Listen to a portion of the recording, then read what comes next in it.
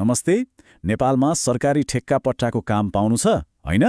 तर त्यो कामसम्म पुग्ने एउटा साँचो छ, त्यो हो बोलपत्र दस्तावेज, जसलाई हामी टेन्डर डकुमेन्ट पनि भन्छौँ।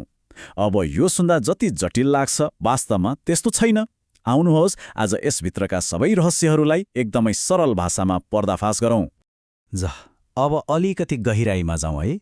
कहिले सोच्नु भएको छ हाम्रो गाउँ सहरमा नयाँ चिल्लो बाटो कसरी बन्छ, वा त्यो ठूलो सरकारी भवन कसरी ठडिन्छ? हो, यो सबैको सुरुवात हुन्छ एउटा सार्वजनिक ठेक्काबाट। र थाहा छ, त्यो ठेक्काको मुटु, त्यसको केन्द्रबिन्दु नै यही बोलपत्र दस्तावेज हो। त्यसो भए यो बोलपत्र दस्तावेज आखिर हो के त? एकदमै सरल भाषामा भनौँ, यो एउटा आधिकारिक प्याकेज जस्तै हो। सोच्नुस्, एउटा बाकस जसमा सरकारले कुनै काम गराउनका लागि चाहिने सबै कुरा, नियम, शर्त, कामको पूरा विवरण सबै हालेर राखेको हुन्छ। अनि ठेकेदारहरूलाई भन्छ, ल यो प्याकेज खोलेर हेर्नुहोस् र आफ्नो प्रस्ताव दिनुहोस्। आज हामी यही प्याकेजलाई खोल्दैछौँ। पहिले त यो के हो भनेर बुझ्छौँ, त्यसपछि यसका 3 मुख्य भागहरू छन्: बोलपत्र प्रक्रिया, कामको विवरण र सम्झौताका शर्तहरू। त्यसमा डुबुल्की मार्छौँ र अन्त्यमा सबैभन्दा महत्त्वपूर्ण जानकारी के हो त्यो पनि हेर्छौँ। यो दस्तावेजलाई बुझ्न एकदमै सजिलो छ यदि यसलाई 3 तहमा हेरियो भने। पहिलो तह हो कसरी, मतलब बिड कसरी हाल्ने।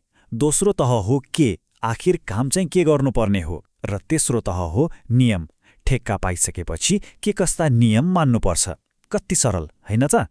ल अब सुरु गरौँ पहिलो भागबाट, बोलपत्र प्रक्रिया। यसलाई खेलको नियम भन्दा पनि हुन्छ, किनकि ठेक्काको लागि कसरी आवेदन दिने भन्नेबारे सबै A to Z जानकारी यही पाइन्छ। यो भागभित्र हेर्नुहोस् है, थुप्रै कागजातहरू हुन्छन्, जस्तै इन्भिटेसन फर बिड्स अर्थात् ठेक्काको सूचना, अनि इन्स्ट्रक्सन टु बिडर्स जसले आवेदन कसरी दिने भनेर सिकाउँछ।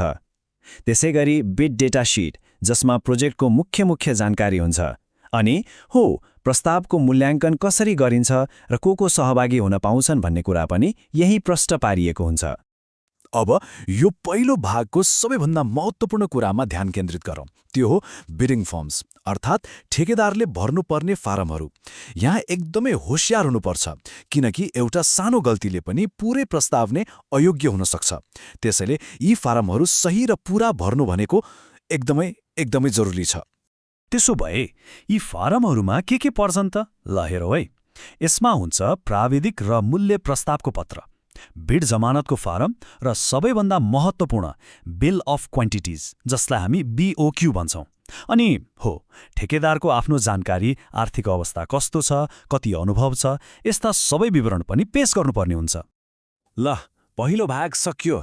अब जाउँ दोस्रो भागमा, कामको विवरण। साँच्चै भन्ने हो भने यो नै प्रोजेक्टको मुटु हो। किनकि वास्तवमा के काम गर्नुपर्ने हो त्यसको सम्पूर्ण प्राविधिक नालीबेली यही पाइन्छ। यो भागभित्र मुख्यतया 4 कुराहरू भेटिन्छन्। 1. स्पेसिफिकेशन्स, जसले कामको गुणस्तर कस्तो हुनुपर्छ भनेर तोक्छ। 2. ड्रइङ्स, जुन प्रोजेक्टको नक्सा वा भनौँ न ब्लू प्रिन्ट हो। 3. बिल अफ क्वान्टिटिज, जसमा गर्नुपर्ने कामको एक सूची हुन्छ। अनि 4. आवश्यक परेमा अरू थप जानकारी पनि यही राखिएको हुन्छ। BOQलाई एउटा उदाहरणले बुझाउन सजिलो हुन्छ। मानौ एउटा सडक बनाउने ठेक्का छ। BOQमा के लेखेको हुन्छ? यति घनमिटर माटो खन्नुहोस्, यति ग्राभेल हाल्नुहोस् र यति वर्गमिटरमा अलकत्रा लगाउनुहोस् भनेर ठ्याक्कै सूची दिएको हुन्छ। अनि ठेकेदारले के गर्छ? हो, त्यही सूचीमा आफ्नो दरेड भरेर कुल लागत निकाल्छ। तर यहाँ एउटा कुरामा एकदमै ध्यान दिनुपर्छ है।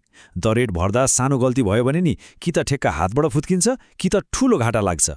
ल अब हामी आइपुग्यौँ अन्तिम र तेस्रो भागमा, सम्झौताका शर्तहरू। यो भाग भनेको चाहिँ कानुनी फ्रेमवर्क हो। मतलब ठेक्का जितिसकेपछि के हुन्छ, काम गर्दा र पैसा लिँदा के कस्ता कानुनी नियमहरू मान्नुपर्छ, हो त्यो सबै कुरा यही लेखिएको हुन्छ। यहाँ एउटा रोचक कुरा छ। सम्झौताका शर्तहरू 2 किसिमका हुन्छन्। पहिलो, सामान्य शर्तहरू। यी भनेका लगभग सबै सरकारी ठेकामा उस्तै हुन्छन्, जस्तो कि वान साइज फिट्स अल जस्तै। अनि दोस्रो, विशेष शर्तहरू।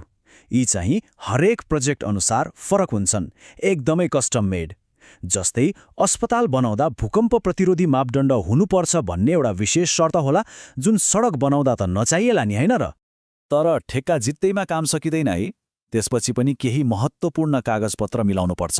जस्तै आश्रयपत्र, सम्झौतापत्र, कार्य सम्पादन जमानत अनि कहिलेकाहीँ पेशकी भुक्तानी जमानत पनि। यी सबै प्रक्रिया पूरा भएपछि मात्र ल अब काम सुरु भनेर आधिकारिक रूपमा अघि बढ्न मिल्छ। ल हामीले बोलपत्र दस्तावेजको पूरा प्याकेज त खोल्यौं। अब यसबाट निस्केका सबैभन्दा महत्त्वपूर्ण कुराहरूलाई फेरि एकचोटि टप्पक्क टिपौँ, ताकि कुनै पनि ठेगाको तयारी गर्दा यी कुराहरू दिमागबाट नहटुन्।